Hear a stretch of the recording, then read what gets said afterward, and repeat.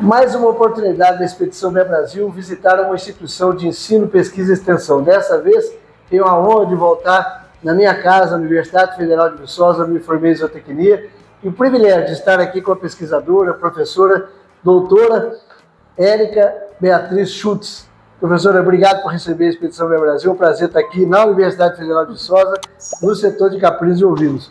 Professora, por onde a expedição tem passado, e toda a concepção da Expedição Bem Brasil, ela foi no conceito de que nós pudéssemos mostrar todos os elos da cadeia produtiva, e as instituições de ensino, pesquisa e extensão são parte fundamental desse processo.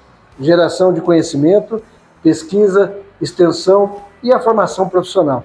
Eu queria que a senhora falasse um pouco desse trabalho aqui da Universidade Federal de Viçosa e a sua história profissional, desde a sua formação acadêmica até chegar aqui, chefe do setor e professor aqui do Departamento de Zootecnia. Como é que a senhora vê a importância da instituição, dessas instituições na geração de conhecimento para a caprinocultura e ovinocultura brasileira? Bem, Luciano, primeiro eu queria agradecer o convite, muito obrigada, é um prazer estar aqui, poder falar em nome da universidade, em nome aqui da UEP Caprinocultura, que participa da história, não só da sua história, da minha, mas de vários estudantes, de vários professores, profissionais que atuam hoje já no campo, mas também ainda formando vários estudantes que vão estar no campo, que vão contribuir para sempre uma caprinocultura melhor. Bem, contar um pouquinho da minha história, então. Eu sou professora hoje, aqui no Departamento de Zootecnia, sou zootecnista, formei na Universidade Federal de Uberlândia. Durante toda a minha formação, eu trabalhei, então, com pequenos ruminantes, trabalhei tanto com caprinos como ovinos, durante toda a minha graduação, fui bolsista em iniciação científica, fizemos vários projetos focados aí na parte de nutrição. Já é paixão, então, desde a graduação? Já, na verdade, eu tenho um desenho que eu guardo comigo, que minha mãe colocou lá no livro, que tem várias dedicações dos meus professores quando eu formei, e foi um desenho que eu fiz com 5 anos de idade, é uma ovelha. Então, eu acho que a paixão já é bem mais antiga. Eu acho que já estava escrito. Está no DNA. Está no DNA, está no sangue aí, estava escrito que a paixão já vinha pelos pequenos ruminantes. E, bom, vim da graduação, sempre com aquela ideia de fazer a parte de pós-graduação, sempre fui muito entusiasmada durante a minha graduação em relação à formação de pessoas também, a poder contribuir na pesquisa, e isso fez com que eu entrasse aí na pós-graduação também. Então eu vim para Viçosa com os olhos cheios e encantada com a estrutura que a gente tinha aqui também na parte de pesquisa, de ensino e de extensão. Sim. E vim para fazer o mestrado, fiz o mestrado aqui no setor, fui aluna desse setor, então para mim é uma grande honra hoje estar como chefe, liderando as atividades aqui. Fui aluna de mestrado, desenvolvi trabalhos também no doutorado. Durante meu doutorado, no meio do caminho, os caprinos sempre tiveram comigo, então eu fiz mestrado, doutorado todo focado na parte de nutrição, na parte de modelagem, comportamento, características de saúde. A gente estudou um pouco a CAI ali eu estudei um pouco a CAI durante meu mestrado e doutorado, a gente publicou alguns artigos. E também, durante o doutorado, eu fui professora substituta na Universidade Rural do Rio de Janeiro, UFRJ, que fez parte da minha história e fez com que eu me apaixonasse ainda mais pela docência. Então, fui professora substituta lá durante meu doutorado, como professora na vaga de caprinocultura. Então, eu pude plantar algumas sementes lá também, de alguns alunos dentro da instituição. Liderei o setor lá por 2 anos. Então, para mim, foi uma grande experiência, um amadurecimento também, de poder estar perto lá, de levar os alunos, de conhecer alguns produtores ali da região do Rio de Janeiro também. A gente trabalhou, fizemos dias de campo, e depois acabei retornando agora à universidade. Então hoje eu estou numa vaga de zootecnia de precisão, então hoje a gente tem desenvolvido tecnologias, e essa tecnologia que vai chegar também lá no produtor de caprinos. Vamos falar nela daqui a pouquinho. Então, com essa história que você está contando, essa linha do tempo, nós podemos dizer que o universo conspirou para que a senhora estivesse aqui o tempo todo focado em pequenos ruminantes, em especial na caprinocultura leiteira. Quer dizer, veio tudo de encontro. Essa paixão, a vontade, e a sua formação profissional. Professora, como é que a senhora vê a importância da academia na geração de conhecimento focado no desenvolvimento da caprinocultura e da ovinocultura brasileira? É fundamental. Hoje, a gente ter uma unidade de ensino, pesquisa e extensão que possa mostrar, não só na teoria, mas também na prática, como tudo acontece, os desafios, deixa o profissional mais preparado para aquilo que ele vai encontrar no campo. E também para as orientações, para aquilo que ele vai recomendar, para as atuações que ele vai ter dentro da Caprino Ovinocultura. Então, eu acho que sem a instituição, sem uma boa formação, e hoje a gente vem de encontro muito com a parte de aulas práticas também, então hoje a gente tem mudado um pouco esse perfil, não só na parte de teoria, que é fundamental, mas também a gente ter essa questão prática dentro das disciplinas, dentro dos estágios, para que a gente possa formar bons profissionais, para que eles vejam também o desafio que o produtor tem diariamente, né, para que eles façam, para que eles vejam na prática como são as recomendações, para que eles tenham entendimento de todo o ciclo produtivo. Então, a universidade, ela vem com esse papel... É um aprendizado pé no chão, né? Exatamente. É vivenciar o curral também, né? Não só na sala de aula. Isso, e ver o desafio do dia a dia do manejo, porque é aqui que a gente trabalha. Eu falo muito com os alunos, aqui é o momento de errar, é o momento de aprender, para que a gente tenha aí bons profissionais. Hoje a gente atende todos os cursos das ciências agrárias, a gente tem alunos aqui de laticínios, agronegócio, veterinária, agronomia, zootecnia, mesmo a unidade estando dentro do departamento de zootecnia, hoje a gente atende vários Acaba cursos. Sendo muito profissional aqui com a atuação de outros cursos também aqui. Com certeza, e não só na parte do manejo com os animais, na parte de processamento, pessoal do laticínios, na parte do pessoal da veterinária, da microbiologia, a gente tem feito várias parcerias, porque eu acho que toda atividade ela é multidisciplinar, né? Com certeza. E para a gente avançar, para formar profissionais completos hoje, para ter profissionais que estejam engajados em todas as áreas da caprinocultura, a gente precisa agregar. Então, hoje a unidade aqui, ela vem agregando vários cursos, vários professores que a gente tem feito parceria também, para que a gente tenha não só um profissional, né, um zootecnista, um veterinário, um agrônomo, mas todos esses profissionais engajados em desenvolver a caprinocultura em cada área específica. Perfeito. O senhor só falava da formação profissional e da importância do aluno vivenciar o setor de caprinocultura e vinocultura na prática, com as atividades práticas, a aula teórica e a prática. E a gente teve a oportunidade, já por várias universidades e instituições federais que passamos, de conhecer os núcleos de estudos. Como é que a senhora vê aqui? Nós temos o NECAP, né, o Núcleo de Estudos em Caprinocultura aqui. Como é que a senhora vê a importância dos núcleos de estudos para a complementação na formação profissional dos alunos aqui da universidade?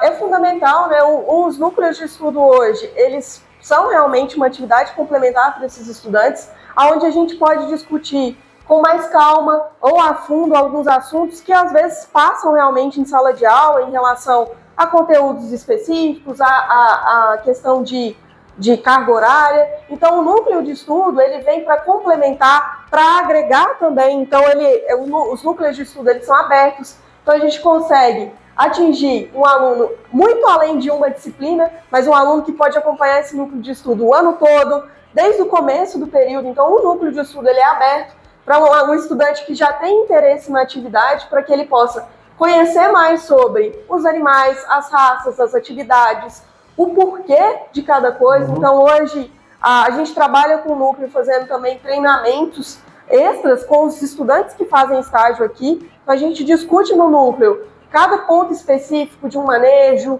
de uma alimentação, de um produto que pode ser usado para cabra, ou de artigos científicos, de coisas, de tecnologias que têm sido implementadas, de problemas que a gente tem no campo, a gente leva isso para discutir. O tempo todo, quer dizer, além da parte prática, tem esse momento de discussão também de temas específicos, de artigos científicos, de práticas, de debates de problemas, enfim, existe toda uma dinâmica do funcionamento do núcleo de estudos. A minha grande preocupação também é sempre no porquê das coisas. Claro. Então, aqui não só em executar, mas também saber o porquê na parte fisiológica, na parte toda nutricional, de metabolismo, na parte sanitária. Então, todas essas atividades que a gente realiza de forma prática, o nosso intuito aqui com o núcleo é complementar realmente essa formação, não só de entender a parte prática, mas também de entender o por trás dessa parte prática que a gente tem de conhecimento.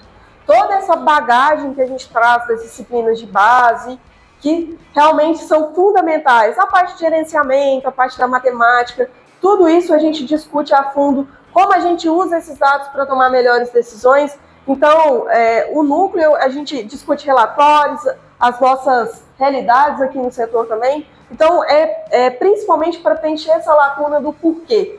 O porquê que eu faço por que eu estou executando aquela atividade. E como é que você está vendo o engajamento dos alunos em participar do núcleo? Quer dizer, entra quem quer, existe um processo seletivo, como é que funciona isso? E como é que está a vontade do estudante de entrar e depois que ele entra, como é que está a persistência do estudante em participar do núcleo? A gente tem feito hoje processos seletivos para participar do núcleo, então temos algumas etapas do processo seletivo. A gente tem estudantes ali desde o terceiro período, então que podem participar do processo seletivo. O processo seletivo ele é feito em algumas etapas, nas inscrições, no currículo e também na entrevista, para que a gente entenda o interesse do aluno primeiramente de ingressar no núcleo, e depois a gente segue com os treinamentos, porque eu tenho tido um feedback muito positivo com os treinamentos. Eu vejo, a gente teve processo seletivo recente, quando a gente tem um grupo novo de alunos entrando, a gente consegue ver o brilho nos olhos deles nas atividades e também em aprender, e tem sido muito efetivo esses treinamentos teóricos com o núcleo, porque a gente consegue que eles executem na prática, sabendo realmente o que eles estão fazendo, como eu disse, né, reforçando o porquê das coisas. Claro, fundamental. Mas nós vamos falar no próximo bloco aqui exatamente de uma paixão também aqui da professora Érica, que é a geração de pesquisa e conhecimento, mas principalmente na zootecnia de precisão. Então que nós vamos conhecer um pouquinho mais das propostas que ela está trazendo aqui para o Departamento de Zootecnia da Universidade Federal de Viçosa. Olá, professora, obrigado por receber a Expedição Bem Brasil. É um prazer a gente estar aqui na Universidade de Viçosa. Diga-se de passagem, a minha casa, né, a minha formação profissional aqui no Departamento de Zootecnia do UFV, é um prazer a gente poder retornar aqui, principalmente retornar com toda essa empolgação que a gente vai ter a oportunidade de falar aqui do trabalho que você está desenvolvendo e vai desenvolver, como a gente falava aqui há pouco. Professor, mostra para a gente um pouco aqui do setor, explica um pouco para a gente da estrutura do setor, esse aqui especialmente que nós estamos. Que setor é esse, quais as categorias de animais estão aqui e como é que tem sido esse trabalho de manejo desses animais nesse setor? Bem, Luciano, a gente começa a nossa entrevista aqui no nosso galpão de lactação. Então essa é uma das nossas principais estruturas também, né? Essa estrutura, ela que comporta os animais que estão hoje em lactação. Então a gente vai ter aqui animais tanto em início, né, que recém-paridos, já em início de lactação, como em final de lactação, e que já estão preparados, né, como a gente está na época, que já estão sendo preparados aí para a estação reprodutiva. Então, nesse galpão hoje, a gente vai ter diferentes baias, né, diferentes lotes. Esses lotes vão ser separados tanto pela produtividade, como também pela categoria. Então, a gente separa aí animais mais jovens dos mais velhos, em termos de produtividade também, e dias em lactação. Então, a gente acompanha tudo isso no setor. Hoje, o setor, a gente tem o controle leiteiro a cada 15 dias, então a gente consegue fazer esse controle zootécnico para que a gente realize essa separação dos lotes. Então, aqui a gente vai ter alguns animais que estão secos, né, que vão entrar na estação reprodutiva agora, e na parte do outro lado a gente vai ter animais que estão na lactação. Então, o setor hoje, essa parte do setor em termos de estrutura, ela vai contar então só com baias de chão e com a cama para proporcionar um maior conforto a esses animais durante a lactação. A gente tem também o solário, né? Então é uma estrutura que a gente conta com essa parte de baia de chão, mas também um solário para também ter esse conforto, né, para os animais. Professora, a gente tem falado, por onde tem passado a expedição, nós temos produtores que optaram pelo ripado, né, principalmente os capris mais antigos, ou aqueles produtores que algum tempo atrás o ripado era o preconizado, e nós temos também diversos outros produtores que estão optando aqui, como é o caso aqui desse setor que nós estamos, pelo piso de chão batido, né, com utilização de cama, seja maravalha, seja palhada, ou toda sorte de cama que permita, né, essa umidade adequada da área e também adequação para o bem-estar animal. Falando em bem-estar animal, dentro dos trabalhos que a universidade tem feito aqui, como é que a senhora enxerga essa opção, tanto do ripado quanto do chão batido? Que diferenças, né, a senhora vê como positivos e negativos de um e de outro? Bom, hoje o nosso setor ele trabalha de forma mista, então a gente tem até a recria, nós vamos mostrar mais para vocês à frente, os animais em baias no ripado, E após a recria, né, e gestação, os animais vêm, então, aqui para as instalações de chão. O que a gente tem observado é o seguinte, a gente tem pontos positivos em relação à cama, que é o maior conforto aos animais. Então, a gente consegue proporcionar isso, né, um maior conforto para os animais, uma facilidade realmente em termos de manejo também dos animais, um desgaste do casco, isso favorece o bem-estar. Por outro lado, a gente tem como desvantagem essa reposição de cama. Então, a pensar na região, a gente tem o desafio de conseguir esse material em termos de reposição de cama, e uma cama de boa qualidade, porque a gente tem uma boa absorção, porque a gente tem aí um bom composto, né, e uma boa qualidade dessa cama também microbiológica, né, porque a gente tenha realmente proporcionar esse conforto para os animais. Então, a senhora entende que do ponto de vista da instalação de piso de chão batido, a desvantagem ou a maior dificuldade seria a reposição da cama. Sim. Mas do ponto de vista do bem-estar animal, do conforto animal, custo de instalação, de implantação e manutenção, como é que a senhora avalia o chão batido comparado com o ripado? Bem, o custo de manutenção, né, a gente vai ter esse custo de manutenção ele sendo menor, né, em contrapartida à cama, mas é um custo de manutenção menor, e o que a gente percebe realmente é sim o maior conforto dos animais. Então a gente tem como vantagem proporcionar, né, um maior conforto para os animais e também ter esse menor custo de implantação e um menor custo de manutenção. Perfeito. Então nós estamos vendo aqui dentro da estrutura do setor de caprinocultura e leiteira do Departamento de Zootecnia, falando um pouco aqui com a professora Érica Schultz aqui da estrutura de chão batido, e vamos conhecer um pouco mais dos detalhes aqui da instalação.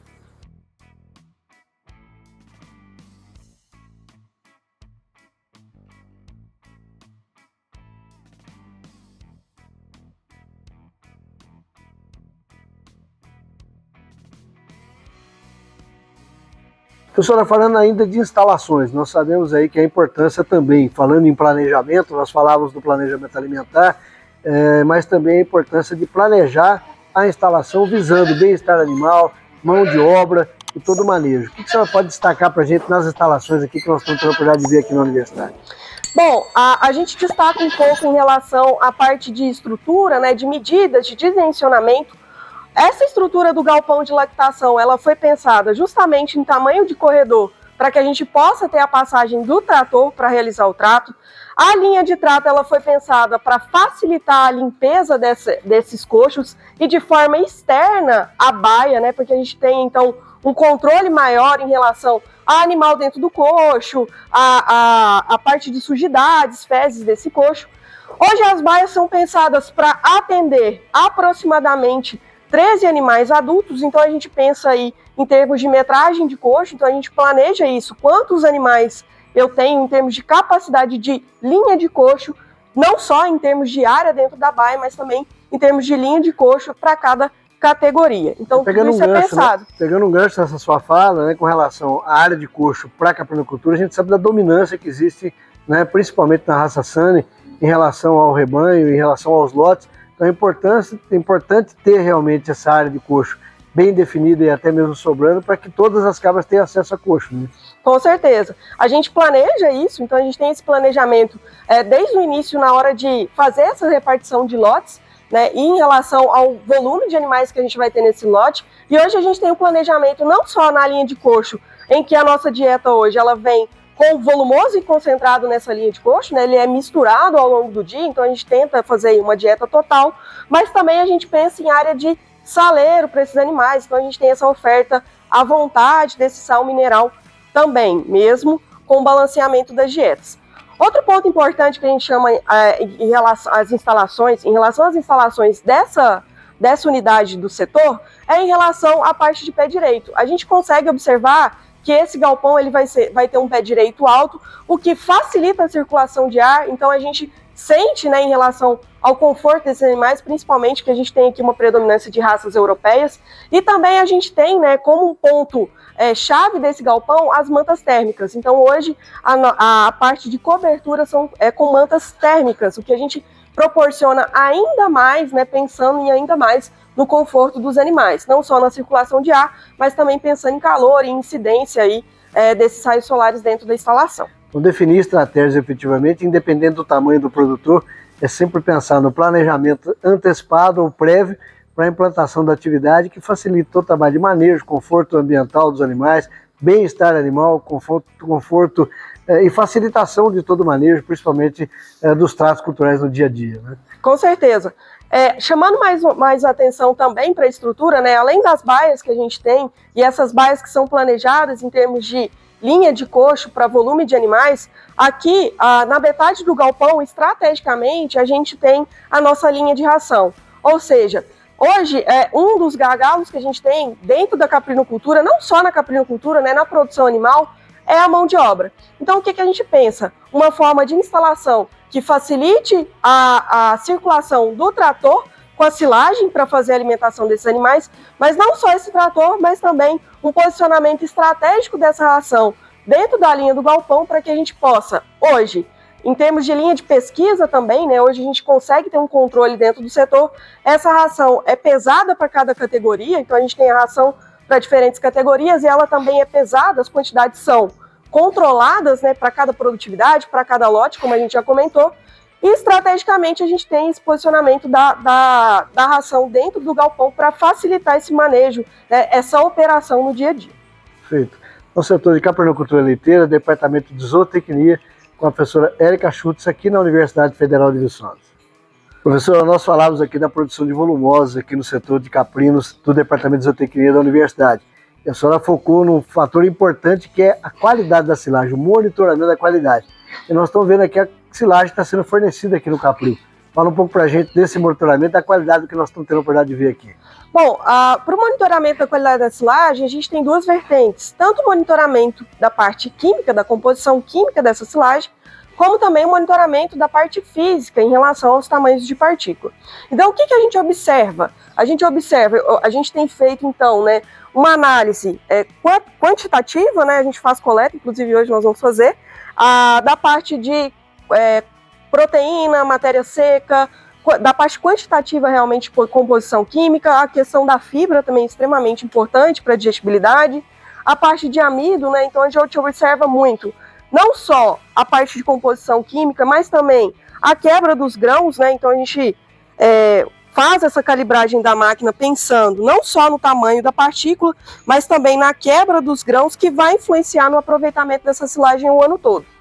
Então, aqui a gente, porque a cabra, né, como um animal extremamente seletivo, a gente vai conseguir até observar no coxo, né, essas partículas maiores, palhadas, então ela seleciona, mesmo que a gente faça aqui a gente faz esse planejamento, a gente também tem esse fator seleção, então a gente trabalha com isso, a gente não trabalha só com uma boa silagem, mas também pensando no animal. O que o animal, né, como a fisiologia da cabra em termos de seleção. Então a gente faz a parte de tamanho de partículas e também a parte de composição química. A gente pode observar, né, que essa silagem é uma boa silagem, né, a gente faz o teste para ver em termos de matéria seca, a gente não tem agregação, não tem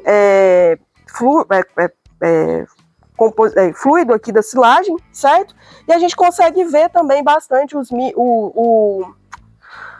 grãos de milho parcialmente quebrados, o que vai fazer, né, influência aí no aproveitamento dessa silagem. E além disso, também pensando na qualidade da silagem, no armazenamento, o tamanho da partícula influencia nessa capacidade de fazer a compactação adequada, né, professor? Quer dizer, não só para esse consumo e para a utilização pelo animal, mas também pensando na qualidade no armazenamento, o tamanho da partícula é fundamental para dar uma boa compactação dentro da silagem, né? Com certeza, muito bem lembrado, então a gente também se preocupa com isso lá na hora da colheita, né, desse tamanho de partícula, para que a gente não prejudique lá no nosso processo de fermentação, então que a gente tenha uma boa compactação, e depois é esse o reflexo que a gente tem em relação à composição química, a redução aí das perdas da quebra da silagem, então a gente tem trabalhado nesse sentido, tanto na parte da colheita, do tamanho da partícula na hora da ensilagem, e também observando o que a gente joga no coxo em termos de composição química.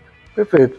Então, estamos tendo a oportunidade de ver aqui esse processo de produção de volumosos aqui no departamento de zootecnia, setor de caprinocultura, com a professora Érica Schutz, falando um pouco da importância em todo o processo de produção de volumosos, em especial a silagem de milho. Professora, mais uma estrutura aqui do setor de caprinocultura leiteira, do departamento de zootecnia, aqui na Universidade Federal de Viçosa. Fala um pouco para a gente desse setor especificamente e que estrutura que nós temos aqui disponível. Bom, Luciano, aqui a gente vai ter a estrutura de ordenha, né? Aqui foi planejado para que a gente tenha os corredores e esses animais são guiados diretamente do galpão para cá. Então, a gente tem esse planejamento, né? Essa unidade em anexo ao galpão que comporta os animais, né? As cabras leiteiras. Hoje o setor ele conta com essa ordenha automática e essa ordenha automática a gente vai ter aí 7 conjuntos. Então, há uma possibilidade de ordenha, né, simultânea de 7 cabras. Hoje a gente consegue então fazer toda essa ordenha também em sistema fechado, né, toda essa limpeza automatizada. Aqui a gente segue os protocolos de manejo, então hoje a gente tem teste da caneca de fundo preto, a gente faz também o CMT aqui, né, fazendo as ponderações para cabra, pré, pós-dipping, tem toda a lavagem também do sistema, então a gente tenta seguir todos os manejos necessários, tanto pré-ordenha como também a lavagem do sistema de ordenha, para que tudo ocorra bem aqui durante, né, esse processo de ordenha do leite, a gente consiga esse leite com qualidade, né, esse monitoramento do leite com qualidade. Bom, a gente pode ver no nosso sistema aqui é um sistema de ordenha de fosso, ok? E aí a gente consegue, então, ter tanto um lote de espera, né, a gente tem 2 linhas de ordenha, tanto um lote de espera que vai ser preparado fazendo o teste da caneca, fazendo pré-dipping, fazendo o CMT, né? Então a gente consegue um lote que está sendo preparado, ao mesmo tempo que a gente consegue ter um lote que já está sendo ordenhado. Então a gente consegue um bom fluxo na ordenha aqui, que é realizado hoje no setor 2 vezes ao dia. E lembrando, né, professor, nós estamos aqui dentro de um centro de excelência em pesquisa, que é a Universidade Federal de Viçosa, o Departamento de Zootecnia é referência nacional e mundial na geração de conhecimento. Então nós estamos falando aqui não só das boas práticas, pensando na sanidade dos animais, na qualidade da produção do produto final, mas também na geração de conhecimento, na formação profissional dos estudantes e que todas as pesquisas possam ser realizadas dentro dessa estratégia aqui também, utilizando toda a estrutura de equipamento, né? Com certeza. Hoje a gente conduz vários experimentos aqui, a gente tem um histórico, né, de vários experimentos, então essa estrutura ela é fundamental, visto que a gente trabalha, né, com animais leiteiros e uma das principais respostas aí é o desempenho, então é uma estrutura fundamental para a gente desenvolver as pesquisas. Aqui a gente consegue também fazer a coleta, né, de amostras que vão para a qualidade do leite em termos individuais.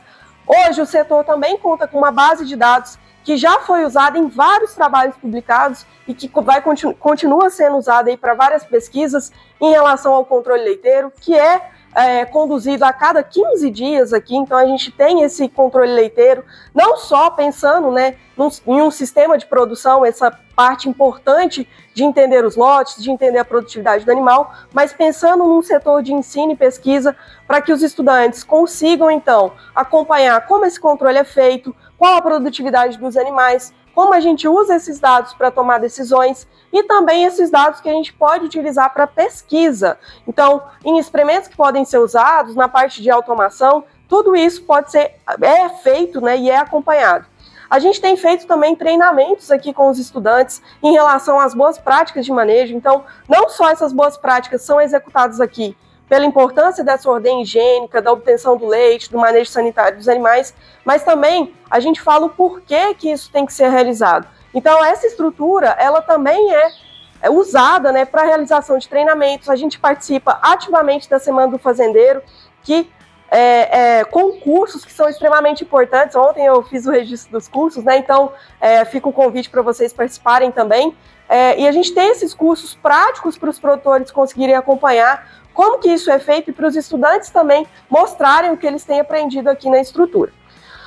Outra pesquisa importante, né, que na verdade vai ser fresquinha para vocês aí, que vai começar a ser realizada, eu sou professora de zootecnia de precisão e tenho trabalhado muito no desenvolvimento de tecnologias. Então, estrategicamente hoje, a gente consegue pensar a inteligência artificial, né, vem entrando aí na parte de pesquisa, e a gente vai falar até um pouco mais depois, mas hoje a gente tem câmeras posicionadas aqui que podem coletar, fazer esse monitoramento dos animais e ajudar a gente a obter respostas através de inteligência artificial para processar esses dados de imagem em termos de score de condição corporal, comportamento do animal e até mesmo gerar alertas aí para o produtor no aplicativo nesse momento da ordenha. Então a gente vai fresquinho aí, a gente vai começar a desenvolver essas pesquisas aqui no setor também.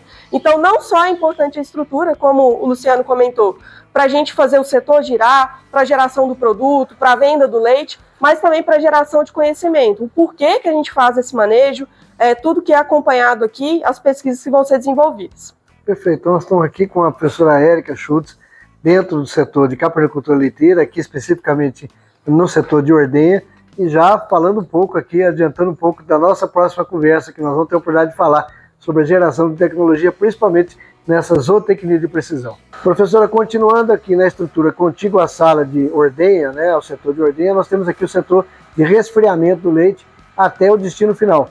Como é que é esse processo que vocês têm trabalhado aqui? Como é que tem sido o escoamento da produção? Bem, seguindo os processos de ordenha higiênica hoje, né, esse leite, então, ele vai passar ali pelo processamento, ele é filtrado e ele chega aqui no tanque, então, a gente tem esse leite resfriado nos tanques a menos 4 graus com agitação. Esses tanques hoje, a gente conta então, com 2 tanques, né, tanques de 1.500 litros hoje, e essa produção, ela é escoada hoje, né, com um grande parceiro nosso, que é a Barbosa e Max, a Caprilate. Ela vem, então, faz a captação desse leite, então a gente vende esse leite fluido hoje no setor para a Caprilate. A Caprilate que tem sido, inclusive, parceira da Expedição Bem Brasil, é o nosso patrocinador Laticínio Regime, então tem feito essa captação com que frequência aqui no setor? A cada 2 dias, né, depende muito também do fluxo de produção, a gente tem essa flutuação em termos de produtividade, então hoje a gente está voltando a subir a nossa produtividade em relação aos novos partos. A gente tem aí um planejamento de 40 partos, mais ou menos, para esse mês, e a gente vai ter um aumento dessa produção. Mas pegando que a gente está hoje nessa flutuação na baixa, a gente tem aí a cada 2 dias essa captação do leite. Nós estamos vendo aqui o setor de resfriamento de leite. Aqui, a senhora falava com a gente há pouco aqui que o sistema de ordenha aqui é circuito fechado, né? Quer dizer, circuito fechado. Da ordenha até o tanque de resfriamento, sem contato nenhum, direto aqui para o setor para resfriamento, não é isso? Exatamente. Circuito fechado, ele vai passar, então, ali por um pré-filtro antes de cair nesse tanque. A gente tem todo o monitoramento hoje em relação aos animais que tomam alguma medicação, que entram aqui, então esse leite ele não vem, né, para o tanque. A gente tem toda a identificação disso, leite aí, o leite de transição também, então tudo isso é monitorado hoje para que a gente tenha no tanque somente um produto de qualidade, né, isso é monitorado, a composição química, toda a parte de CCS também, CBT, na verdade, do leite, também é monitorado hoje, para que a gente possa fornecer um produto de qualidade para a nossa parceira, que é a Barbosa e Max. Quer dizer, pensando em todas as etapas aí, do nascimento de uma cabrita até, efetivamente, a reprodução, a ordenha, né, até o produto final, é muito planejamento, muito monitoramento e estratégia, né, professor?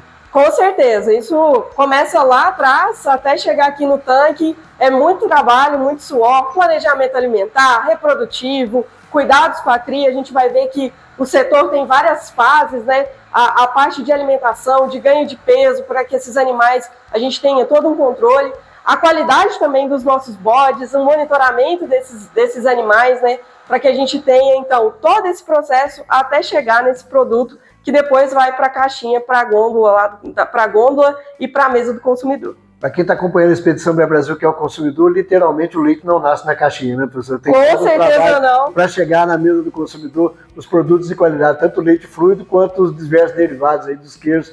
É muito trabalho, muita paixão, né, de produção para efetivamente chegar na mesa do consumidor, né? Com certeza. E, além disso, geração de conhecimento. Então, a universidade ela tem até um quê a mais nesse processo, né? Que é a formação aí de recursos humanos que vão estar no campo lá na frente para auxiliar esses produtores, para tirar as dúvidas, para orientar em termos de manejo e para que a gente tenha, então, essa difusão da atividade. Então, a gente tem um quezinho a mais ainda de importância, que é formar esses estudantes, é mostrar como todo esse processo é feito, o porquê que esse processo é feito, o porquê de todas as atividades que a gente faz aqui, desenvolver pesquisa, desenvolver tecnologia, fazer atividades de extensão para chamar esses produtores aqui para dentro, entender as dores, entender os problemas, para que a gente consiga aqui, na instituição, também, né, não só levar esse produto, mas também formar recursos, gerar conhecimento e solucionar problemas aí da cadeia.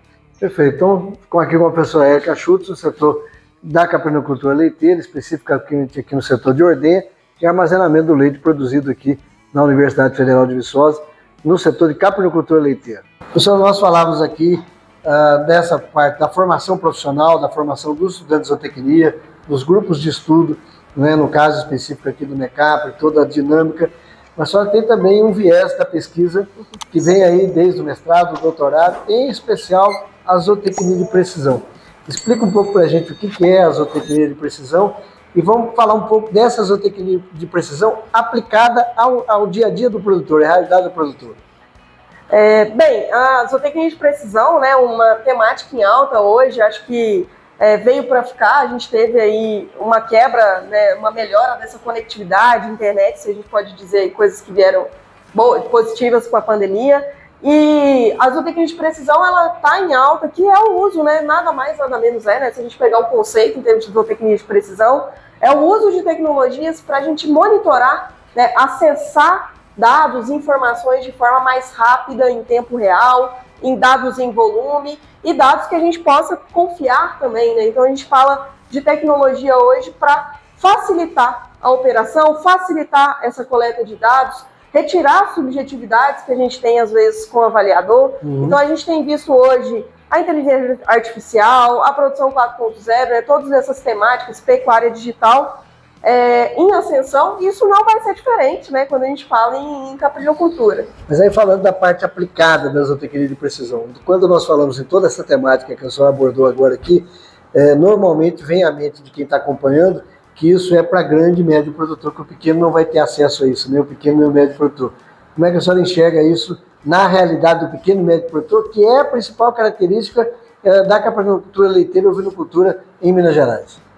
Bem pontuado. Realmente, quando a gente fala em tecnologia, parece que a gente não consegue atingir o médio e o pequeno, mas na verdade hoje a geração de tecnologia, ela é pensada também em relação ao custo-benefício. Então a gente tem que pensar assim em sensores de baixo custo, em tecnologias que possam ser aplicativos, tecnologias de acesso gratuito. Hoje a gente tem bases de dados, satélites, coisas que a gente consegue sim acesso gratuito e treinar esses produtores como usar essas informações também, que não tenham custo ou que tenham baixo custo. Então, quando a gente pensa em desenvolvimento, a gente tem que pensar em atingir o principal público e também tem que pensar em atingir com tecnologias de baixo custo, com, como eu disse, câmeras, sensores, celulares, aplicativos que sejam acessíveis ao produtor, mas que facilitem ali a aquisição de dados, a operação do dia a dia. No caso da caprinocultura leiteira, vamos dar um exemplo prático da zootecnia de precisão. Bem, hoje a gente tem visto a parte de desenvolvimento, principalmente na parte de pesagem, de monitoramento de condição corporal, comportamento dos animais em termos de saúde. Então hoje câmeras de baixo custo, a gente tem desenvolvido inclusive pesquisas aqui, podem realizar essa pesagem em tempo real e isso gerar relatórios de forma automatizada para o produtor. Com o foco da câmera no animal, você consegue tirar ali informações, por exemplo, como o peso do animal. Como o peso do animal. E a câmera, eu não estou falando da câmera para tirar um animal, né? Eu tenho uma câmera que pode atingir aí o volume, todo o volume de animais, ou posicionada de forma estratégica, como a gente tem feito aqui. A gente tem posicionado câmeras ali na ordenha, então se o animal tem que passar todo dia ali, a gente tem gravações dele todos os dias e que esses softwares, esses desenvolvimentos possam, com câmeras de baixo custo, atingir um maior volume de animais e que a gente tenha esses relatórios na palma da mão. Quer dizer, nós conseguimos, com a visualização dessa câmera, medir o score corporal do animal, o peso do animal, informações de comportamento que podem influenciar no manejo, com uma imagem de câmera. Exatamente. Em resumo, para quem está nos acompanhando, seria mais ou menos dentro, lógico que por trás disso tem todo um trabalho de desenvolvimento de software e tecnologia, mas na aplicação prática seria em tese isso. Em tese isso, a gente tem caminhado para esses desenvolvimentos, né? Hoje a gente já tem aplicativos para isso em outras espécies e não vai ser diferente isso na caprinocultura. Quanto tempo nós estamos falando aqui para ter já no curral do produtor essa tecnologia, para a gente já começar a ter lá na prática, na mão do produtor, no celular, com a câmera ativada para a gente conseguir fazer isso? Olha, Luciano, eu acredito que em menos de um ano a gente consiga ter um sistema em validação, talvez em 2 anos, um sistema comercial rodando aí para os produtores. O que a gente pensa realmente é que esse sistema seja de baixo custo. Esse é um trabalho pioneiro no Brasil. É um trabalho pioneiro. O primeiro trabalho sendo feito? O primeiro trabalho sendo feito com caprinocultura, com imagem. A gente fez um estudo prévio com imagens de celular e câmeras também de baixo custo. E o que a gente conseguiu verificar foram boas predições, então deixou a gente bastante entusiasmado, não só na parte de pesagem, não só na parte de condição corporal, mas a gente conseguiu validar também a possibilidade de fazer a parte morfométrica, que é extremamente importante, né, quando a gente fala aí na parte de aprumos, locomoção, longevidade. Então a gente fez um trabalho prévio, ele está aí no pré para ser publicado, e com esse trabalho deixou a gente totalmente entusiasmado para despender aí mais energia. Então por isso que eu acho que em pouco prazo a gente consiga ter um sistema para validar em 2 anos algum aplicativo desenvolvido aí para os produtores do campo. Em breve o produtor com o celular na palma da mão vai ter a balança na mão e na câmera. Quer dizer, a balança, as medidas, então ele vai conseguir medir a cabra na palma da mão, ele tira uma foto e vai soltar todas as medidas dele lá. E quem sabe, né, sendo mais futurista, que essas bases de dados possam ser conectadas aos programas aí, às associações, aos programas de melhoramento genético. E eu tenho certeza que a facilidade em coletar essas informações não vai facilitar não só para o produtor no dia a dia, em saber a condição corporal do animal, que às vezes ele fica em dúvida, 2 ou 3, ou o peso do animal de forma mais rápida, sem ter que conter, né, sem ter que ter uma balança, sem ter que levar esse animal para uma contenção, então fica muito mais fácil de fazer isso. Mas também a gente ter essas informações nos programas de melhoramento conectados, então fica mais fácil medir, fica mais fácil mensurar, então a gente vai ter bases de dados maiores e com certeza... muita informação para estar validando... Um avanço genético também. Um avanço genético dentro do trabalho de pesquisa e melhoramento genético. Exatamente, a gente fala em mensurar. Mensurar às vezes, será que eu tenho tempo para fazer tudo isso? Mas uma foto que eu bato no animal, eu consigo obter essas informações. Então, em breve, nós vamos ter aí tecnologia de ponta na caprinocultura leiteira, desenvolvida aqui no Departamento de Zootecnia, Universidade Federal de Viçosa, pela pesquisadora, professora Érica Schultz. Em breve, muita novidade que nós vamos ter a oportunidade de ver. Nós vamos voltar aqui, professor, para contar essa história e mostrar na prática a utilização disso aqui.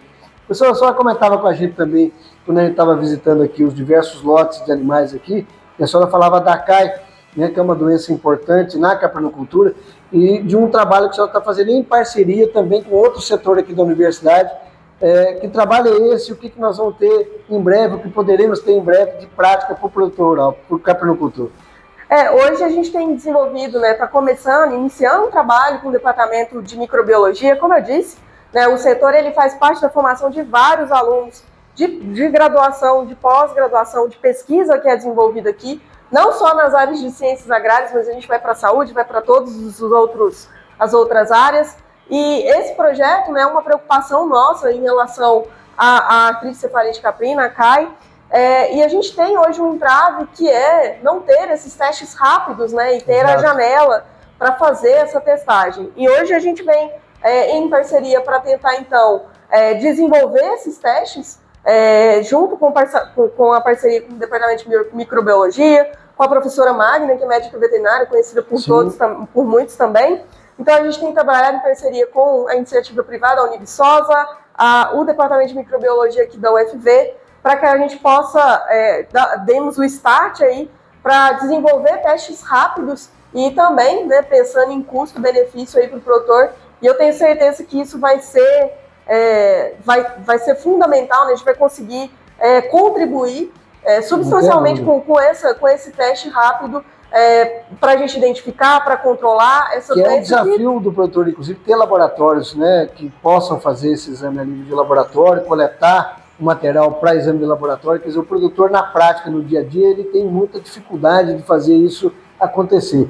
E com o teste, com kit rápido, isso vai ser na mão do produtor, lá no rebanho, que ele faça esse controle de forma imediata e tenha os resultados ali automáticos ali. Exatamente. E isso, pensando a nível não só nacional, vai contribuir para a sanidade, para o controle, porque hoje uma das falhas que a gente tem realmente é essa janela entre fazer o exame, identificar. Então, a gente tendo esse teste rápido, a gente vai conseguir contribuir muito para a caprinocultura, muito para a questão da sanidade, para controlar essa doença que assombra os rebanhos, né?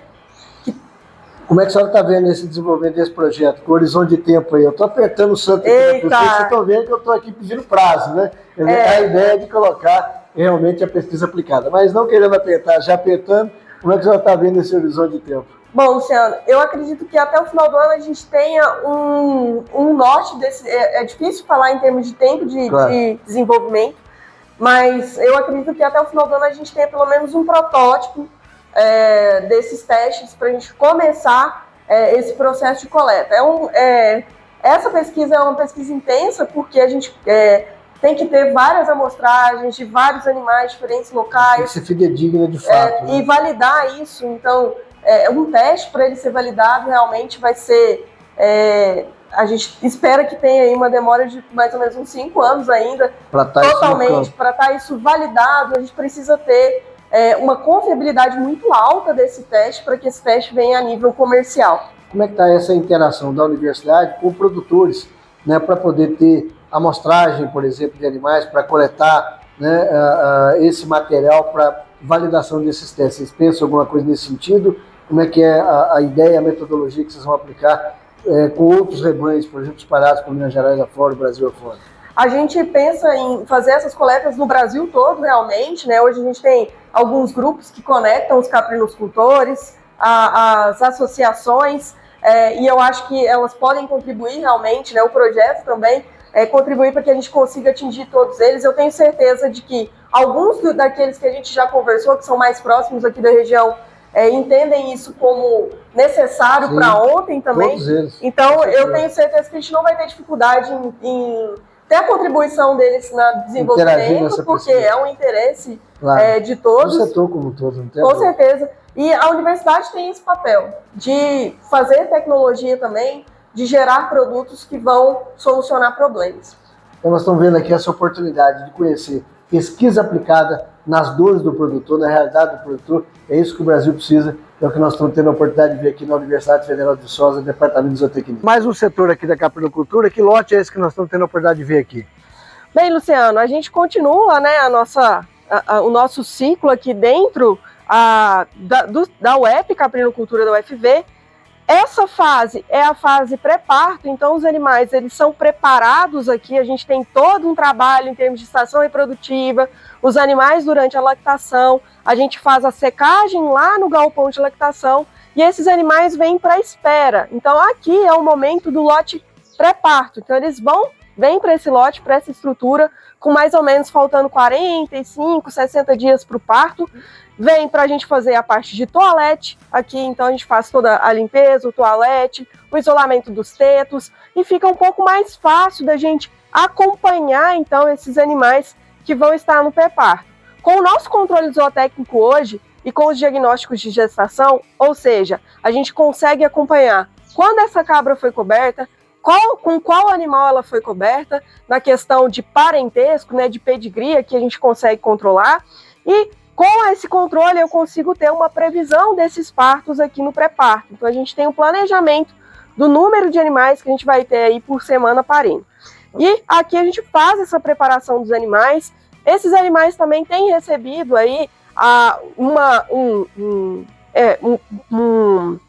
um drenche energético, né, no pré-parto, para que a gente tenha prevenção, né? É um desafio hoje para os produtores, a parte da toxemia da gestação, também é um desafio aqui para o nosso setor, mesmo sendo ensino, pesquisa, a gente tem todos os desafios de uma caprinocultura, e a gente tem feito esse drenche energético aqui para prevenir essa toxemia. Então, tem todos esses cuidados que a gente faz aqui, tanto da alimentação, como na parte de suplementação energética, os cuidados no manejo, no toalete, no acompanhamento desses animais, para que eles tenham aí, então aqui a gente tem toda uma observação diária desses animais em relação ao pré-parto, para que a gente possa ter uma boa assistência no cabrito aqui na hora de nascer, uma boa assistência para a fêmea nesse nascimento também. Pós-parto, a gente faz então a ordenha do colostro. Feita a ordenha do colostro aqui, esse cabrito ele vai lá para a instalação do cabriteiro, que daqui a pouco a gente vai ver, e essa cabra então ela vai ser ordenhada, né, tirada esse leite de transição que também volta para o cabriteiro, e esse animal ele vai então lá para o galpão de lactação que a gente já conhece. Mais um lote aqui, tendo a oportunidade de ver aqui dentro do setor de caprinocultura leiteira, do Departamento de Zootecnia da Universidade, as fêmeas em terço final de gestação, fêmeas de pré-parto sendo preparadas para a nova fase de produção leiteira aqui no caprino. A gente conta então com duas estruturas, né? A gente viu as baias anteriores, aqui a gente também tem esses animais em preparação para o parto.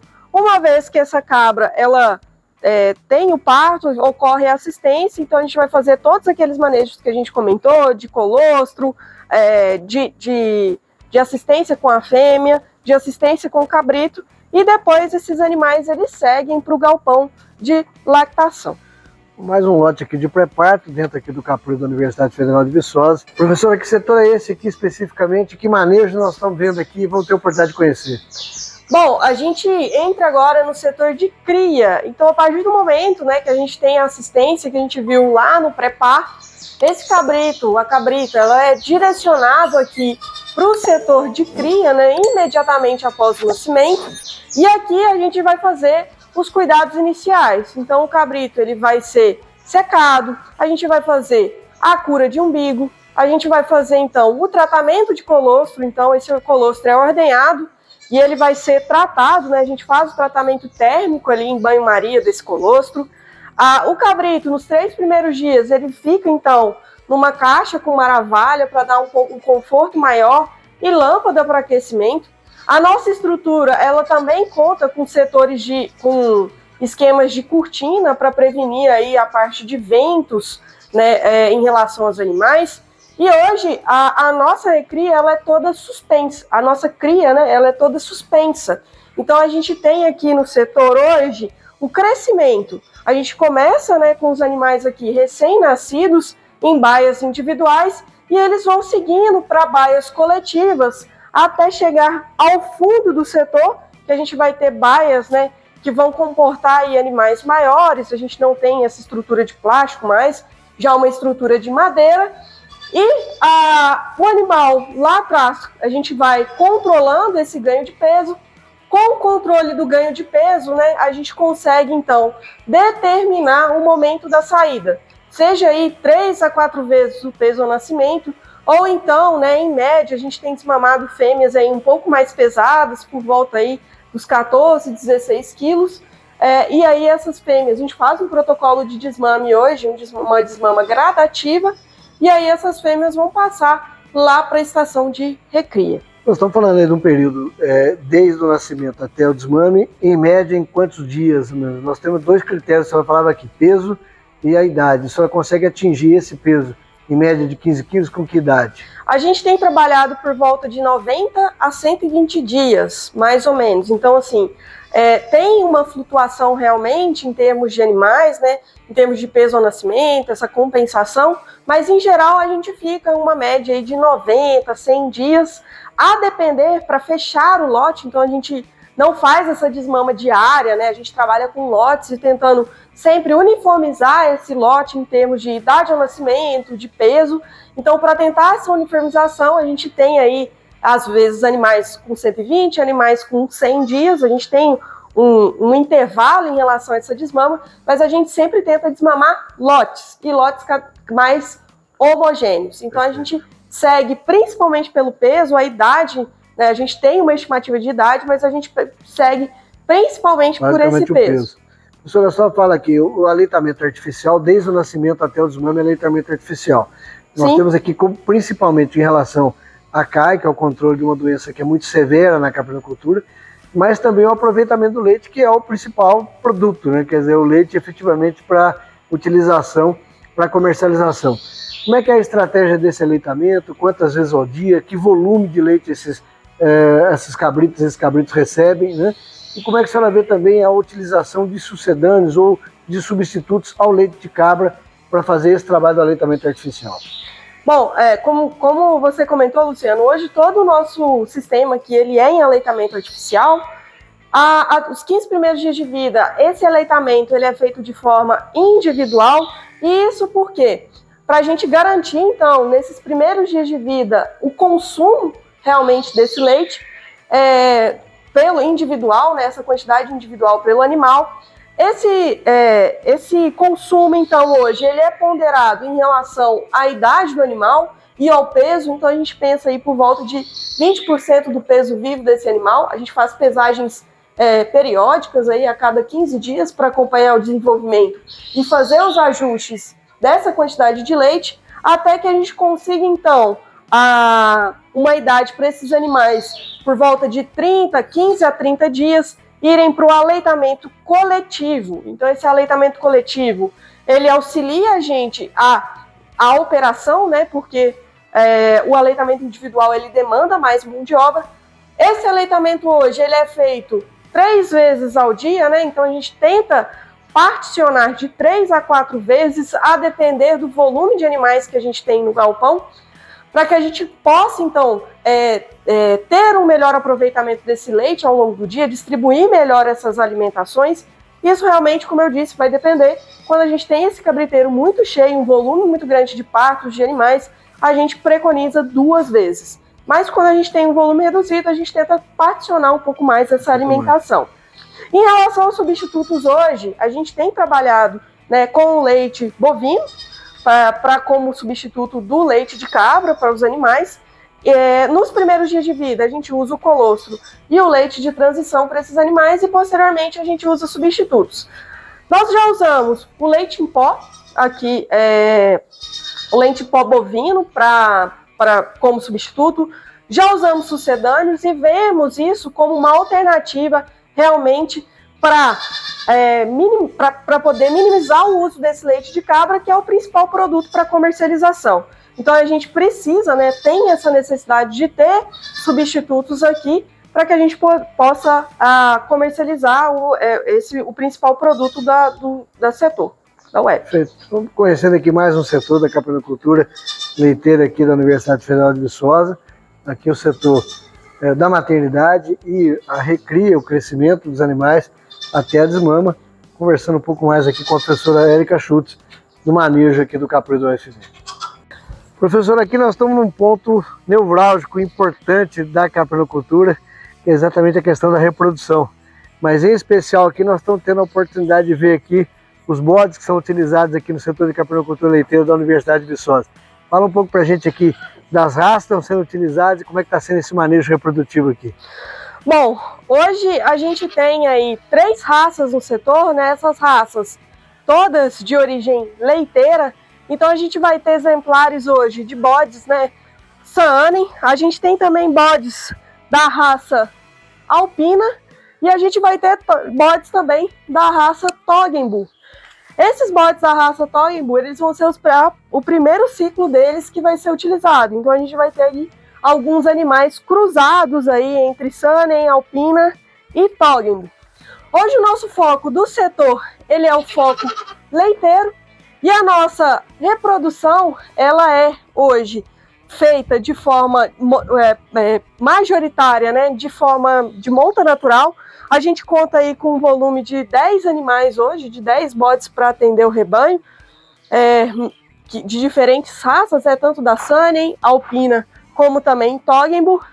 E esse planejamento, ele é feito para que a gente consiga, então, planejar em relação ao cruzamento entre das raças, em termos de filiação, em termos de genética, de potencial leiteiro. Então, tudo isso é controlado hoje dentro do setor. A gente tem aí o pedigree dos animais para direcionar esse acasalamento em relação a animais que não tenham parentesco e que a gente não tem uma alta endogamia dentro do setor, mas também pensando em potencial, em característica. Então, a gente observa as características que a gente quer que sejam melhoradas em determinados animais, seja na parte de aprumo, seja na parte em termos de qualidade de úbere, entre outras características, e isso a gente direciona então os bodes, os reprodutores, né, as cabras nos bodes. Então a gente faz hoje protocolos de indução dentro da estação reprodutiva, no parto. Dentro da estação reprodutiva a gente faz protocolos mais simples, como protocolos com prostaglandina aí de 7 em 7 dias, aplicação a cada 7 dias ou 11 dias. Planejamos os lotes e temos o rufião. Esse rufião é passado no setor, a gente identifica o cio da cabra, identificou o cio, a gente vai no nosso planejamento e vê quais são os potenciais bodes que essa cabra pode cruzar. E aí, com esses potenciais bodes, a cabra ela vem até o bode, então a gente traz esse animal para fazer a cobertura. A gente preconiza somente uma monta, para que a gente não tenha esse desgaste do bode, uma monta em cada cabra, para que a gente não tenha esse desgaste do bode ao longo do dia. Em geral, a gente faz 3 a 4 cabras por animal.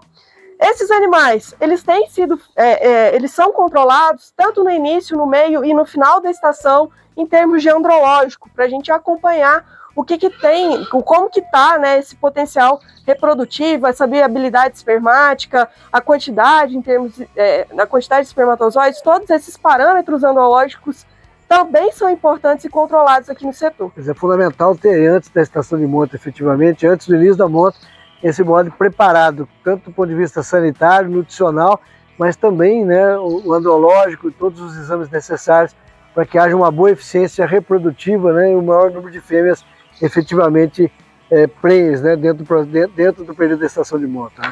Isso mesmo. Hoje a gente já começou a preparar esses animais, nós vamos começar a nossa estação reprodutiva na próxima semana e esses animais já foram casqueados, a gente já tem feito um ajuste em termos de alimentação, porque a gente sabe que na estação reprodutiva esses bodes vão ter aí um maior desgaste energético. A gente também tem então direcionado na parte de sanidade, preparado esses bodes para que a gente tenha um sucesso aí, esse andrológico já foi feito. Nós já identificamos aí a qualidade em termos de qualidade espermática realmente e estamos com tudo preparado para começar essa estação reprodutiva, porque a eficiência reprodutiva ela vai ser mandatória em todo o processo. Então a gente precisa ter sucesso na estação aí, tudo isso é planejado para, como a gente viu, para esse leite chegar lá no tanque. Estão vendo mais um setor aqui do setor de caprinocultura do departamento de zootecnia, o bodil com os reprodutores que vão ser utilizados nessa estação de monte, que tem sido utilizado frequentemente aqui com as raças Saane, com a alpina e também com o Tokembu. Professora, que setor é esse e que lote de animais são esses que nós estamos tendo a oportunidade de ver aqui? Bem, Luciano, aqui são a menina dos nossos olhos, as meninas dos olhos do setor. Aqui a gente tem o setor de recria, então a partir do momento que esses animais eles vão atingir o peso, né, para serem desmamados, eles vão vir para essa estrutura. A gente pode reparar, como comentamos lá atrás, que o setor é um setor misto, então agora a gente segue em estruturas de ripado, onde ficam os bodes e a recria. Nessa estrutura, então, os animais vão ficar até que a gente tenha agora o início da estação reprodutiva. Os animais que atingirem entre 60% a 70% do peso corporal, eles vão entrar na estação reprodutiva e daqui elas vão seguir para o galpão lá do pré-parto e depois para a lactação. Então aqui a gente tem, né, um grande cuidado com esses animais, porque vão ser as nossas fêmeas de reposição. Então as futuras matrizes daqui do plantel estão aqui, né? Exatamente, as futuras matrizes estão aqui. A gente tem um alto cuidado, né, com esses animais, então para que elas tenham um bom ganho de peso, então a gente tem essa pesagem periódica, controlamos o ganho de peso, controlamos o consumo, a gente tem uma ração hoje só focada para a fase de cria, uma ração energética, mais energética, né? A gente pensa nesse crescimento muscular. E essa pesagem também é fundamental para que a gente não entre com esses animais muito cedo na estação reprodutiva, prejudique o crescimento e a futura produtividade. Então a gente tem um controle disso, né, desse ganho de peso, para que a gente tenha bons animais que possam entrar aí no nosso plantel. Professora, falando um pouco aqui de raças, né, a gente viu aqui que a predominância aqui no capoeiro da universidade são os animais da raça Saane e da raça alpina. Agora com a introdução do Tokembu, que começa agora. Por que da opção pelas essas raças e como é que a senhora, ao longo da sua trajetória na caprinocultura, tem visto aí a predileção dos produtores pelas raças Saane e alpina? Bom, a gente vê, então, historicamente, né, o setor é um setor leiteiro, então hoje a gente conta aí com as raças alpina e Saane, que são as raças realmente que historicamente foram selecionadas, né, por maior mérito leiteiro, então são animais que conseguem atender em qualidade de úbere, na parte morfométrica, na parte de aprumos e também no potencial leiteiro. Então hoje a gente tem a predominância dessas raças por conta desse potencial leiteiro, raças de origem, né, europeias e que são com foco, né, em produtividade. Como a gente tem um setor hoje, que é um setor totalmente em confinamento, a gente quer realmente um setor que a gente pensa em uma produção intensiva, a gente também pensa em genética que tenha esse potencial, né, de intensivo também, né, de atender essa produtividade leiteira. Professora, como técnica, como pesquisadora da área, né, como professora da área do setor de caprinos, como responsável aqui pelo setor, eu queria a sua opinião em relação aos produtores, né, dentro do que a gente viu no perfil que a gente visitou a Expedição Bear Brasil. Muito se fala em poucos animais, mas animais de alta produção, né, de produção média, aí, variando de 4 a 6 litros por animal, em média, nos currais. Como é que a senhora vê isso dentro do desenvolvimento desse trabalho de desenvolvimento genético na caprinocultura brasileira? É fundamental. Então a gente tem que pensar também em eficiência hoje, né? O sistema ele tem que ser eficiente. A produção leiteira ela vai pagar a conta. Então a questão de selecionar realmente, de você ter animais mais eficientes, ela que vai ser mandatória hoje quando a gente pensa em caprinocultura.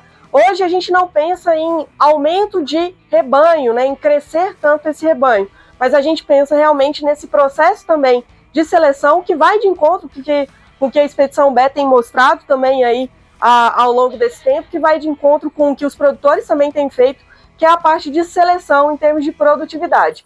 Então hoje, como a gente faz esse controle leiteiro, a gente consegue então selecionar as filhas das cabras em relação a esse mérito leiteiro, a parte de não só de produtividade, mas também, Luciano, extremamente importante a longevidade. Então o que a gente tem focado às vezes eu tenho animais muito produtivos, mas que não são longevos dentro do setor, ou seja, ele não vai permanecer tanto tempo para pagar a conta.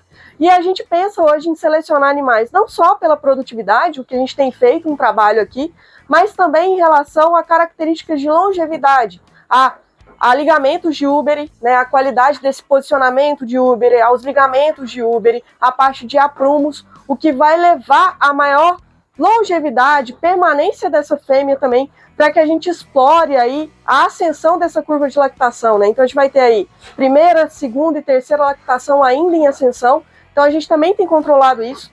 Fiz um trabalho muito interessante durante meu doutorado, né, falando de experiência técnica hoje, também essa questão aplicada, a gente falou um pouco de CAI lá embaixo, lá na Recria, e a gente percebeu, esse trabalho, né, foi publicado em 2020, a gente conseguiu fazer a parte de parâmetros genéticos para CAI.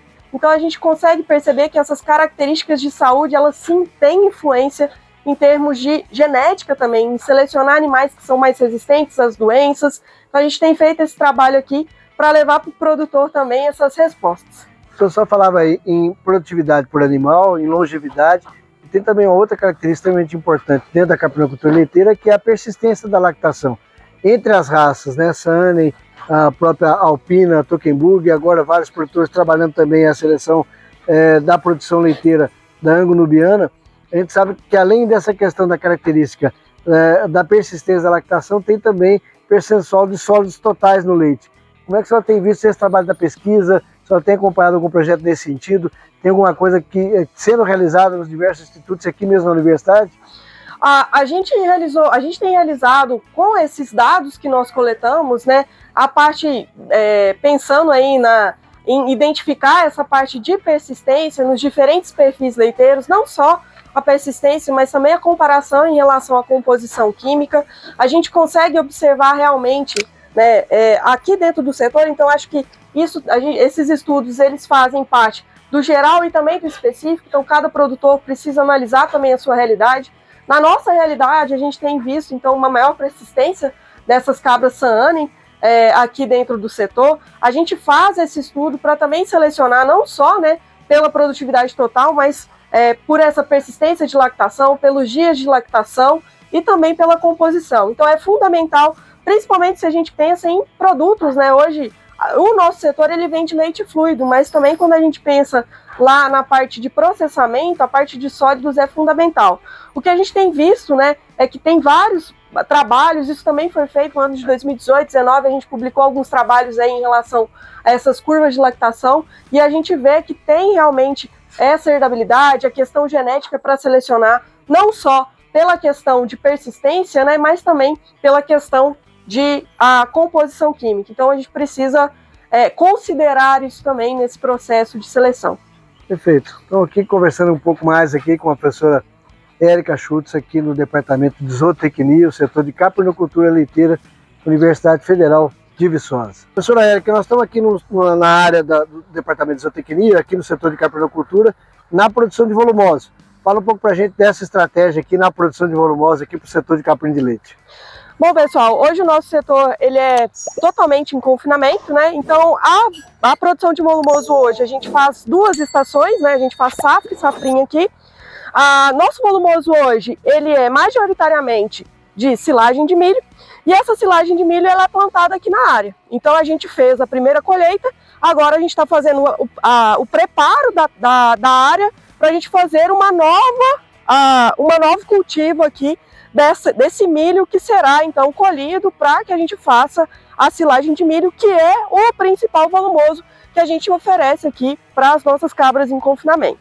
Professor, a gente tem sempre falado nas visitas que a expedição tem feito e por todos os produtores que a gente passou, tanto de ovinos quanto de caprinos, da importância do planejamento alimentar, né? Você como professora do setor, como zootecnista, como professor de zootecnia de precisão, como é que você vê a importância do planejamento alimentar na atividade da caprinocultura leiteira? É essencial. Sem o planejamento alimentar a gente não consegue conduzir a atividade. Esse planejamento alimentar ele começa 1 ano antes, então hoje o que a gente está fazendo é para a próxima estação. Então a gente começa planejando em relação ao número de animais que a gente tem no setor, a nossa produtividade, né, o volume, então a produção que nós temos dos animais, a questão do consumo, então quantos animais estão consumindo, as nossas dietas. Então tudo isso faz parte do nosso planejamento. As áreas aqui são plantadas pensando em a necessidade de volumoso que a gente precisa para o próximo ciclo, né, em relação à nossa produção. Então hoje a gente pensa nesse planejamento alimentar em várias categorias, né? A gente trabalha tanto na parte de cria, recria, lactação. Então a gente tem a gente vê o setor como um todo hoje, em todas as categorias, o que a gente vai precisar para o ano, e começa esse planejamento 1 ano antes, né? Fazendo a plantação para que a gente possa colher esse milho num ponto correto, essa silagem, né? Num ponto correto, e que a gente tenha um volumoso de qualidade para o ano todo. Se a gente não conseguir esse volumoso de qualidade, a gente não tem um bom ciclo. O que a gente tem falado muitas vezes com os produtores é exatamente o que a gente percebe em algumas propriedades em que o produtor, por alguma razão, desmotivou, deixou a atividade, é que a falta do planejamento foi o principal fato, principalmente, né, pela questão de que ele primeiro compra os animais para depois definir toda a estratégia. A gente costuma brincar, começa pelo telhado e não pelo alicerce, né? E a gente vê essa necessidade realmente de avaliar qual a capacidade de produção de alimento que a propriedade tem para depois se pensar no dimensionamento do rebanho. Quer dizer, dentro do planejamento, esse é um dos focos a serem trabalhados, né? Com certeza. Hoje a gente tem aí a gente tem um número, né, de animais no nosso rebanho. A gente está mais ou menos com 152 cabras, né, num total em relação a tanto a lactação, a cria, animais em gestação e animais que vão entrar agora na estação reprodutiva. E a gente tem o nosso planejamento aqui para manter mais ou menos para 200 animais. Então hoje a gente tem crescido o rebanho ainda, retendo algumas fêmeas, fazendo reposição. E por que esses 200 animais? Porque a gente tem esse planejamento em relação a atender esse volumoso o ano todo. Então hoje o nosso setor ele é autossuficiente em silagem, e essa silagem ela é feita, né, no ano, ela é planejada durante o ano anterior para que ela atenda esse ciclo. Então para esse ano nós estamos relativamente tranquilos, né? A gente já finalizou a nossa colheita da silagem no mês passado, então a gente fez aqui alguns silos, nós vamos mostrar posteriormente, silo trincheira, alguns de superfície, acompanhamos e com o nosso cálculo a gente tem a silagem para o ano todo. Então, como eu disse, né, reforçando, a gente tem que fazer esse planejamento sempre no ano anterior. E também considerando o volume de animais, as categorias que a gente vai ter, se a gente vai manter esse rebanho, né, se a gente está evoluindo o rebanho ainda, ou se esse rebanho é estático. Então, hoje, o setor da UFV, né, a Unidade de Ensino, Pesquisa e Extensão aqui da Caprinocultura, ela é autossuficiente em silagem. A gente consegue, em relação ao número de animais, as categorias, a produtividade, e também considerando o consumo desses animais. Então a gente trabalha muito com esse planejamento de dietas, pensando o que a gente vai ter, uma silagem de milho de boa qualidade e também o concentrado que é feito, né, para as diferentes categorias. Perfeito. Nós estamos aqui no setor de caprinocultura leiteira, do Departamento de Zootecnia da Universidade de Viçosa, na área de plantio de silagem, processando aqui volumoso no planejamento alimentar do rebanho com a professora Érica Schultz. Bem, pessoal, como a gente comentou, então, a gente tem as nossas áreas de hoje de milho para silagem, nós realizamos a colheita e essa colheita, né, ela vem para os silos. Hoje o setor ele conta com 2 estruturas de silo, dois tipos de silo, na verdade, né? Então a gente tem 2 silos tipo trincheira e a gente tem também um silo tipo superfície. Esses 2 silos, eles vão atender, então, a demanda de volumoso ao longo do ano. A gente vai ter aqui mais ou menos, né, 180 toneladas em um silo, 200 toneladas em outro e mais ou menos 80 toneladas no de superfície. A estratégia é, porque 2 silos, a gente aproveita essa estrutura que já veio de alguns anos e também faz um silo superfície para facilitar também no manejo, na retirada desse silo pelo trator. Bom, em relação à silagem de milho, então aqui a gente controla esse processo de colheita, a gente tem monitorado esse processo de colheita em relação à parte da matéria seca, então a gente controla aí entre 30%, mais ou menos, né, 30%, a gente não deixa que atinja até esses 35% de matéria seca, a gente vai monitorando ali até a metade da linha do leite também, para realizar essa colheita de milho, e a gente faz uma quantificação média dessa produtividade. Por quê? Como a gente falou, é extremamente importante fazer o planejamento forrageiro. E para eu fazer esse planejamento forrageiro, eu não tenho que monitorar só na minha cultura o quanto que eu vou plantar, mas também o quanto que eu tive de massa em termos de produtividade. Então a gente monitora em relação ao volume que a gente tem, né, em todas as carretas que a gente consegue jogar no silo, para ter uma estimativa de quantidade dessa silagem e em relação a essa quantidade da silagem, conseguir, então, fazer conta, né, em relação a consumo, as categorias, para a gente ter a certeza de que eu tenho o volumoso garantido para o ciclo todo. Outro ponto importante que a gente também tem que monitorar é o tamanho da partícula. Então, a gente tem monitorado o tamanho da partícula para que essa partícula não seja tão pequena, nem tão grande. A gente também tem monitorado a questão da quebra desse grão de milho para o aproveitamento de amido e a melhora, então, né, desse volumoso que vai ser usado o ano todo aqui no setor.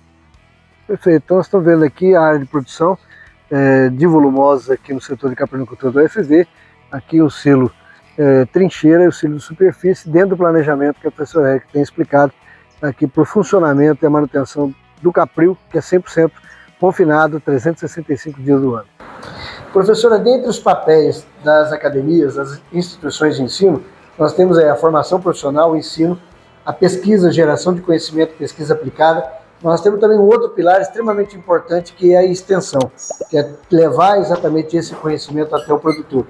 Como é que a senhora vê esse papel da academia na extensão? Como é que está esse trabalho aqui do departamento? A senhora está recente aqui, né? Aliás, é importante dizer isso, a professora assumiu aqui há pouco tempo o setor da caprinocultura na Universidade Federal de Viçosa, mas como é que a senhora vê a importância desse trabalho da extensão junto aos produtores no raio de atuação da universidade? Bem, a extensão, como você disse, Luciano, é um pilar realmente, né, dentro da instituição. Hoje as nossas unidades, inclusive, elas são UEPs, né, unidades de ensino, pesquisa e extensão. É isso que compõe realmente as unidades, os setores antigamente, né, que eram considerados, mas hoje são unidades de ensino, pesquisa e extensão. A extensão, ela é um pilar. Hoje é interessante a gente até trazer um conhecimento a mais, né, todas as disciplinas hoje de produção são obrigatórias de ter um item de extensão, no mínimo 15 horas, e então isso entra hoje até em quesito de grade curricular, então a gente vê essa importância não só de formar o profissional, mas também de trazer o produtor para dentro e de levar o aluno à pesquisa em contato também, ter essa ligação, é uma pirâmide, então os três, são 3 pilares, né? E não tem um mais importante do que o outro. Então, intimamente ligados, né? Intimamente ligados. Aproveitando esse gancho aí da extensão, eu tenho feito uma provocação dos institutos e universidades por onde eu passei e não vou deixar de fazê-lo aqui, né, na Universidade de Viçosa com a senhora. Provocação no sentido de que nós, dentro da Expedição Bem Brasil, nós vamos ter desdobramentos da expedição, que é buscar exatamente ações pontuais, cirúrgicas, para resolver dores de produtores, para levar demandas, etc. E as universidades, nesse papel da extensão, a gente tem procurado entender também, e aqui eu gostaria de entender, se a senhora vê a possibilidade de nós levarmos os estudantes para as propriedades que estão no entorno da universidade, para fazer esse trabalho de extensão, ligar e trazer essa aproximação da academia com o produtor. A senhora vê isso viável, é possível, dentro da grade curricular do estudante? É possível e necessário. Como eu disse hoje, dentro da grade curricular, inclusive, né, a gente tem que ter um componente de extensão. Hoje os cursos estão passando por uma transformação, principalmente os cursos de ciências agrárias, para que a gente tenha esses componentes curriculares de extensão. Então, acho que não deixa de ser mais uma fração pequena ou uma atividade extra, mas sim uma obrigação. Hoje a gente tem como obrigatório isso, e o papel do professor também em fazer essa conexão das disciplinas, da grade curricular, do curso com a extensão. Então, saber isso como possível, a gente trabalhar esses produtores do entorno aqui, caprinos e ovinos, e pensar em projetos que possam aproximar, né, a academia do produtor e vice-versa, e também levar esse conhecimento aos produtores. Com certeza, tanto trazer esses produtores, e a Universidade Federal de Viçosa, né, em nome como chefe do setor aqui da UEP, vai estar de portas abertas. A gente espera que a gente possa contribuir, né, levantando as demandas, que a gente possa fazer os treinamentos aqui com os produtores, o que eles têm de demanda, o que a gente possa levar os alunos também para que eles possam executar o que eles têm aprendido aqui, estar junto do produtor também para ver a realidade de cada um. A gente sabe que é muito específico, então nós vamos estar de portas abertas. Eu acho que a gente só desenvolve uma atividade e só faz valer a pena o nome realmente, que é Unidade de Ensino, Pesquisa e Extensão, quando a gente atende por igualitário esses 3 pilares. Tenho certeza que nós vamos demandar isso em breve, nós vamos estar trazendo aqui, né, um convite à universidade para participar de um programa, de um projeto que nós estamos pensando pela expedição. Pessoal, nós vamos caminhando para o final aqui da nossa visita à Unidade de Ensino, Pesquisa e Extensão, Caprinocultura de Leite, Departamento de Zootecnia. Eu queria que a senhora pudesse fazer, dentro dessa nossa missão da expedição, de levar aos produtores e mostrar a importância de todos os elos, né, a senhora resumir exatamente dentro disso que a gente falou, que a gente viu, né, como é que a senhora vê esse papel hoje aqui da Universidade de Viçosa, o Departamento de Zootecnia, a interação com os outros setores da universidade, nessa geração do conhecimento e do desenvolvimento da ovinocultura e caprinocultura mineira e brasileira. É um prazer, né, ter participado aqui dessa expedição. Fico muito feliz em nome da Universidade Federal de Viçosa, né, de ser representante, de estar como estudante antes e hoje como professora e como chefe do setor. A gente tem trabalhado para ser um exemplo realmente aqui, uma vitrine. Então, hoje assumo há pouco tempo, mas eu tenho certeza de que quando vocês retornarem aqui, a gente vai ter bons frutos. Bom, no resumo geral, eu vejo tudo que a gente apresentou aqui do setor, a gente vê que é muito trabalho dentro da instituição. Então, a gente tem também todos os desafios hoje que os produtores têm de planejamento. Hoje, o professor, os alunos, eles conseguem vivenciar isso junto com os funcionários. A gente nunca faz nada sozinho, né? Então, a gente tem toda uma equipe por trás, todo o auxílio que a gente tem hoje do departamento também para que as coisas funcionem dentro do setor. Então, a gente vê a instituição, a unidade aqui hoje, na formação desses estudantes, a gente vê vários, né, profissionais hoje que são frutos. Exatamente. Inclusive você é um fruto aqui de um estágio do setor. Então a gente fica muito feliz, e a gente continua plantando essas sementes em termos de ensino, passando por todas as fases, gerenciamento, ensinando todos os manejos, os desafios. Dentro da pesquisa, a gente também tem alinhado essa pesquisa com as dores, como a gente falou, desenvolvimento tecnológico, e não só isso, né? A gente espera ter mais pesquisas aqui na parte de nutrição, da alimentação, que foram feitos no passado e que vão continuar sendo feitos aqui no presente e futuro. E a extensão também, a gente está presente, né? Não só, hoje a gente tem um grande evento, que é a Semana do Fazendeiro. Sim. Né, um dos maiores eventos aí brasileiros em termos de extensão. Mais antigo evento de extensão rural do Brasil. Né? A gente vai para a 91ª, se eu não me engano, 92ª edição. A gente vai estar, eu estou como coordenadora da Fazendinha esse ano também, então vai ter cabras e ovelhas lá na Fazendinha também para a gente. E isso é muito interessante porque aproxima a população do que a gente tem em termos de produto. Então, a extensão é fundamental, a gente faz cursos aqui, a gente apresenta o setor, a gente tira dúvidas. A nossa ideia é um pontapé inicial para ter também o NECAP cursos, né, para que a gente possa fazer alguns cursos que atendam também os produtores aqui da região e que todo esse elo, né, então eu tenho a formação de bons profissionais que a gente vai entregar para o mercado de trabalho. Eu tenho a geração de pesquisa, que a gente também vem para solucionar problema, para gerar mais perguntas, mas também levar respostas para os produtores, para a comunidade científica. E a gente tem a extensão também, que vem para mostrar tudo isso, né, para mostrar o que a gente faz na universidade, os resultados da pesquisa, fazer também formação de recursos humanos com os produtores. Então, acho que onde a instituição abraça tudo isso e a gente busca sempre fazer isso com excelência. Então, a UFV hoje, ela é um exemplo, né? Se a gente pegar o histórico da caprinocultura nacional, tem muito aqui, né, com professores profissionais que passaram aqui, e a gente vai continuar fazendo história dentro da caprinocultura nacional. Não tem dúvida disso. E aqui a gente pode ver nitidamente nessa conversa, nessa visita que nós fizemos, quando a professora Érica fala de caprinocultura, fala de pesquisa, os olhos brilham porque a gente vê muita vontade, muita paixão, transpiração em falar da pesquisa da caprinocultura mineira e brasileira. Professora, obrigado por receber a Expedição Bem Brasil, parabéns pelo trabalho. Obrigada. Espero que realmente todo esse desenvolvimento de tecnologia, da zootecnia de precisão, das parcerias com os outros setores, levando pesquisa aplicada e trazendo principalmente solução para as dores dos produtores, né, cada vez mais as academias possam estar próximo do produtor, da realidade do produtor e transformando a vida dos produtores da caprinocultura. Parabéns pelo trabalho, obrigado por nos receber aqui. E você que está acompanhando a Expedição Bem Brasil, se inscreva no canal do YouTube, ative o sininho para você receber as notificações das novidades e os vídeos que são publicados toda segunda, quarta e sexta-feira. E nos acompanhe também na página do Instagram e do Facebook, para você ver essa e tantas outras histórias que nós vamos mostrar Brasil afora. Forte abraço, até a próxima.